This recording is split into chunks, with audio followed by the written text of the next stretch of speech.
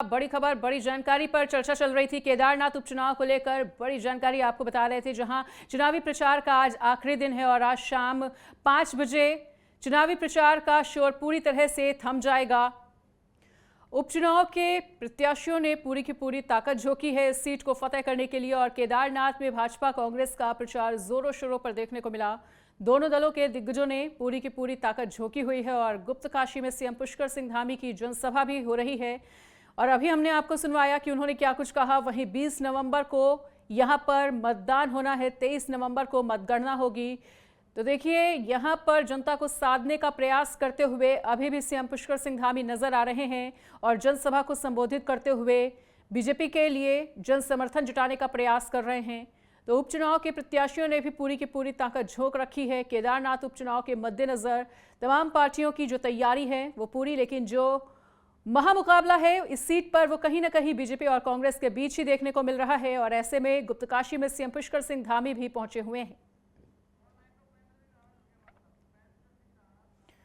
और इसी बीच हमारे साथ हमारे सहयोगी उपेंद्र सिंह राणा जुड़ चुके हैं ज्यादा जानकारी के लिए। तो उपेंद्र, देखिए, 20 नवंबर को मतदान है, 23 नवंबर को मतगणना होगी और ऐसे में केदारनाथ उपचुनाव के मद्देनजर दोनों ही पार्टियां पूरे दमखम से चुनावी मैदान में उतरी हुई हैं। सीएम पुष्कर सिंह धामी खुद जनसभा करते हुए माहौल बनाने का प्रयास कर रहे हैं बीजेपी के फेवर में। ऐसे में दोनों ही पार्टियों की तैयारियों को लेकर क्या कुछ कहना चाहेंगे?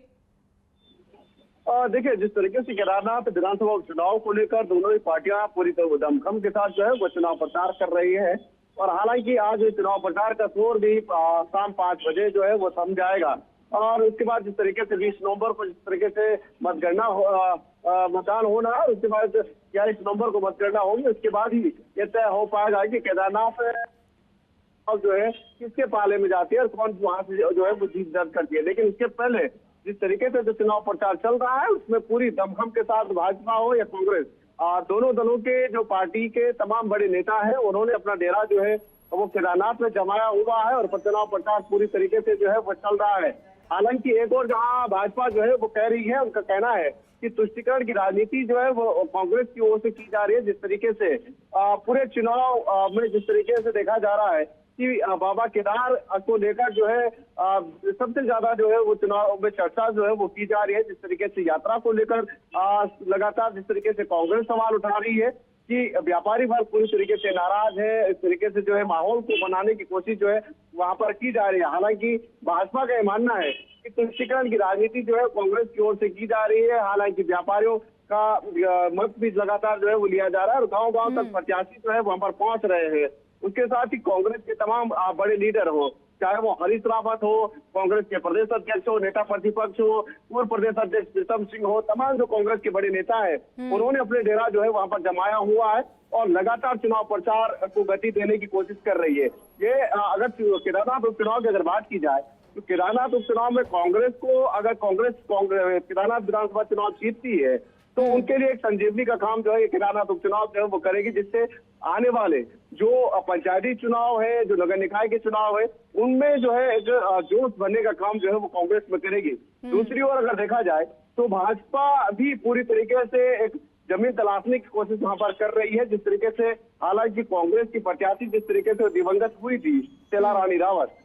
उनके निधन के बाद जो है कांग्रेस भाजपा जो है पूरी तैयारी में जुटी हुई है। भाजपा चाहती है कि उस सीट को जो है फिर से जो है उस पर जीत दर्ज जो है वो की जाए, क्योंकि अगर भाजपा उस सीट को जीतती है तो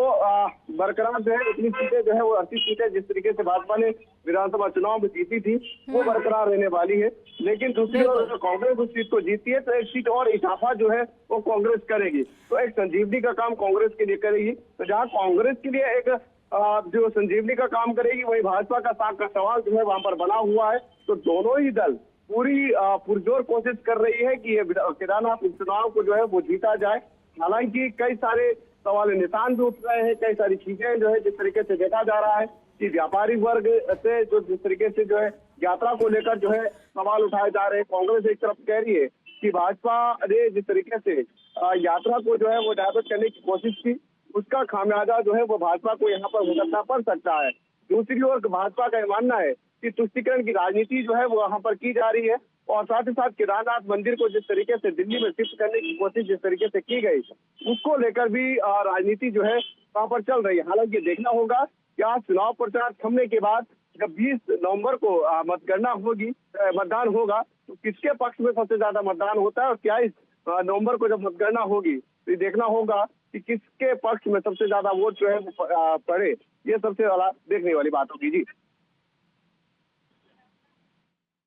कि देखिए, लगातार जिस तरह से बीते 2 उपचुनावों में कांग्रेस ने जीत हासिल की है, उसके बाद आत्मविश्वास से भरी हुई है और इस आत्मविश्वास के सामने बीजेपी के आगे चुनौतियां कितनी हैं? बीजेपी किन किन चुनौतियों को पार करते हुए इस सीट को फतेह करने की कोशिश कर रही है? देखिए,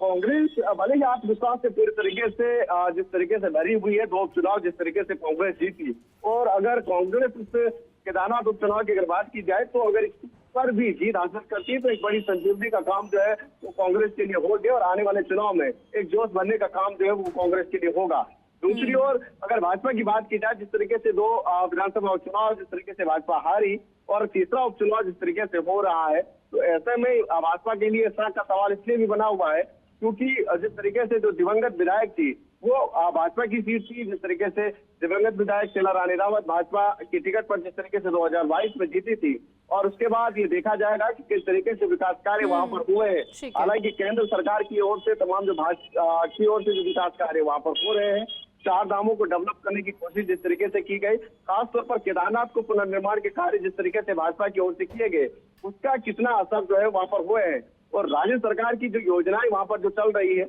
उसका कितना असर जो है वो दिखता है। ये बड़ा शक का सवाल जो है वो भाजपा के लिए बना हुआ है। साथ ही जो जिस तरीके से जो यात्रा डायवर्ट करने की बात हो या जिस तरीके से जो बाधित जिस तरीके से यात्रा हुई है, उसका कितना असर जो है चुनाव में दिखता है, ये भी देखना वाकई में दिलचस्प रहने वाला है। बिल्कुल उपेंद्र, और तमाम बातचीत के लिए, तमाम जानकारी को साझा करने के लिए आपका बहुत बहुत शुक्रिया।